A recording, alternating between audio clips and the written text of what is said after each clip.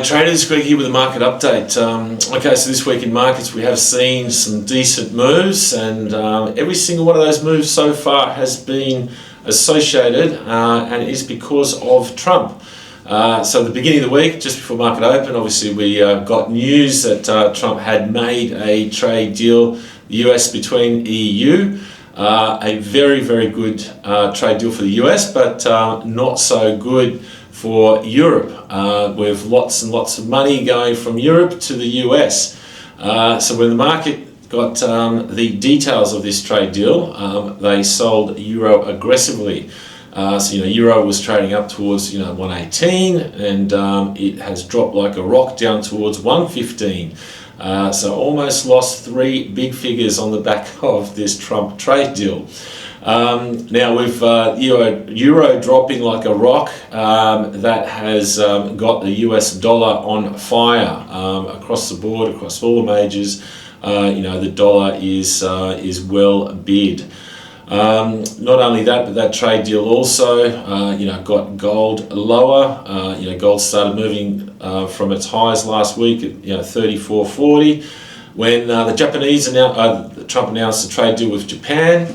And now the combination with this trade deal with the EU, it's gone lower again, and we've printed lows down towards 3,300. So it's lost about $140 on the back of these trade deals. And also, obviously, the strength in the US dollar is weighing on gold as well. Equities obviously have done well from these trade deals, and on Monday, yes, we did see US equities, gap higher, pop higher, make new record highs, etc. So obviously that has been a positive in the equity space. Staying with the trade deals, there has been in the last 2 days trade talks between China and the US in Stockholm, in Sweden. They have concluded. We have had some headlines that they were constructive talks, which is a positive, but look, the market was not expecting any sort of comprehensive trade deal to be made at these meetings. Look, it's going to take some time for this one. But what the market was expecting was for China to get another 90-day delay on the reciprocal tariffs. So the last 90-day delay expires on August the 12th. And the headlines that we've seen is that whether or not that's going to be delayed again will be up to Trump. So the ball's in his court, and so it has not been confirmed for this 90-day delay yet. He may actually not delay those tariffs, and there's even talk that maybe he may just make up some number, whether it's 50%, 60%, who knows. But the bottom line is that if there is no delay in those tariffs, then obviously that is going to hit market very hard and in a negative fashion. So market still expects this delay, but until it's confirmed, it's not a done deal. So that is something certainly to be wary of.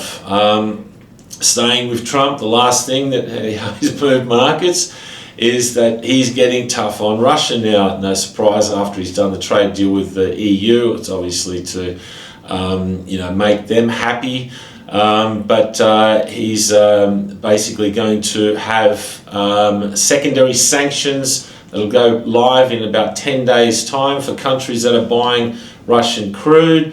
Well, the number one country there is China, so there might be some China problems coming up in the next 10 days with that, and obviously the tariff delay.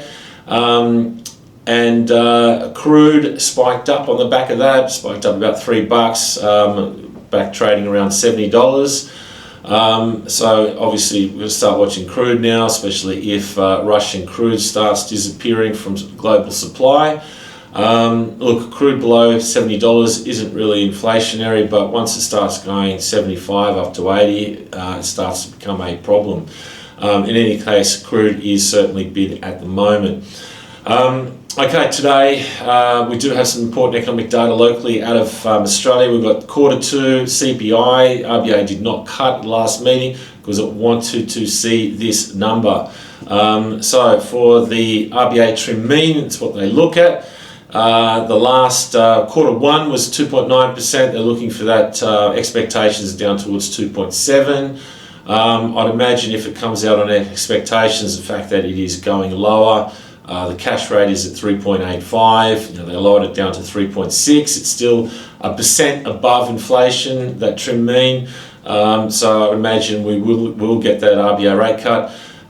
If it does not come down to expectations, and maybe it comes at 2.8, or God help us if it stays at 2.9, which is probably a lower probability just with the way that the monthly inflation data has been behaving, then market will question those whether or not the RBA will cut. And obviously if it comes out lower than expectations, market will start getting excited about even further rate cuts. So big day for Aussie, and especially here locally, and if you're trading the Aussie dollar and the ASX, need to be focused on that. And then tonight in the US, it is a big night as well. We've got US GDP first. Market expectations around 2.4%, which is good, but there are forecasts that it could come in even higher. So let's see. Obviously, bond yields, US dollar, will trade on the back of that. But finally, we've got the FOMC, the Fed. The Fed, there is no meeting in July, so the next time they meet will be in September. Rates will be on hold in this meeting. The market knows that, so they're going to be on hold for another 2 months. But what the market will be focused on is whether or not Powell in his press conference, whether or not he's dovish or hawkish, and whether or not, if he's dovish, he starts preparing the market for a September rate cut. And hawkish is whether or not he sticks to his guns and still needs to see some more data, and especially see exactly how these tariffs are going to affect inflation, the tariff effect. And he will start getting those numbers, obviously, before that September meeting. But in any case, he has had a lot of pressure from, obviously, Trump to cut rates. No central bank has ever had such political pressure, probably in the history of the Fed.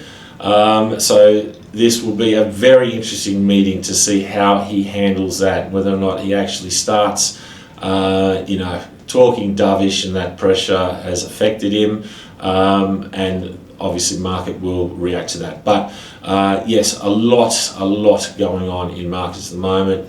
Good luck with your trades, and we'll catch back in with you shortly.